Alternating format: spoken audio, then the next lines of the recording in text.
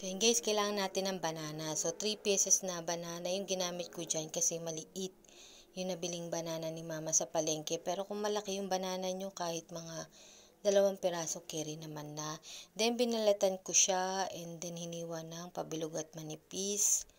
Yan, set aside muna. Then ito, chilled cream condensada yan. So, combination na siya ng cream at condensada. Ayan, binabad ko yan sa ref. Chinil ko siya ng ilang oras. Kaya kung mapapansin nyo, buo siya.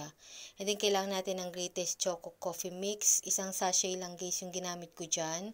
Then, gumamit ako ng whisk para ma-blend siya ng maigi. Pag well combined na, okay na yan. Then, set aside muna. Next step naman is gagawa tayo ng chocolate syrup. Ito ay yung Milo ng Dali. Pero kung meron kayong legit na Milo, pwede yun ang gamitin nyo or di kaya yung sweetened na cocoa powder.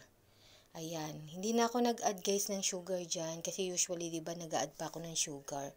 Ngayon hindi ako nag-add kasi nung tinikman ko yung coffee and cream mixture, matamis na siya. Ayoko naman maging sobrang tamis itong dessert.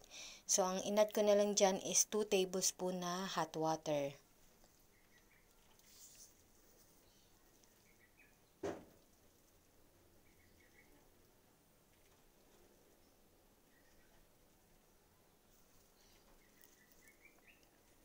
Tapos yan, i-mix lang ng maigi. Tapos nung tinikman ko siya guys, matamis na rin naman siya kahit walang sugar. So ganyan itsura niya, set aside muna. Kailangan natin guys ng container na paglalagyan. At saka syempre ng Hansel crackers. Pwede rin kayong gumamit ng Graham or digestive biscuits o kahit anong plain biscuits na meron kayo. So ayan, naghalera ako ng biscuit dyan. And then, naglagay ng cream. Tapos yung banana. So, pinuno ko siya ng banana.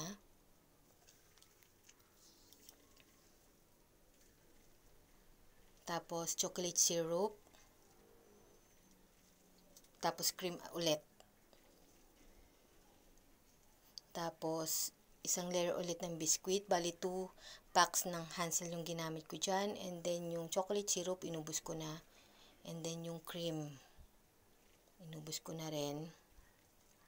Tapos, naglagay ako ng saging sa paligid kasi kinapos na ako sa saging. Ayan. Kaya ginamit ko yung banana chips na binigay nung kapitbahay namin. Pandagdag decoration na rin guys at saka texture. Ayan. Tapos, takpan at ibabad sa ref ng ilang oras. Ako, binabad ko siya sa ref ng magdamag. Ayan.